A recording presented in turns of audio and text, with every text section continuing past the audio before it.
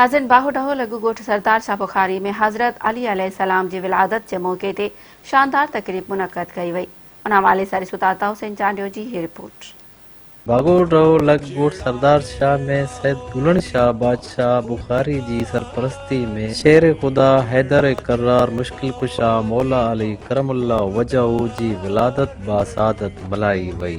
हिन मन मोहींदड़ महफ़िल में अदल जी सुञाण हज़रत अली करमुल्ला वजहू जी ज़िंदगी ते रोशनी विधी। ख़ुशी में धमालूं ऐं क़सीदा पिणु ॻाया विया।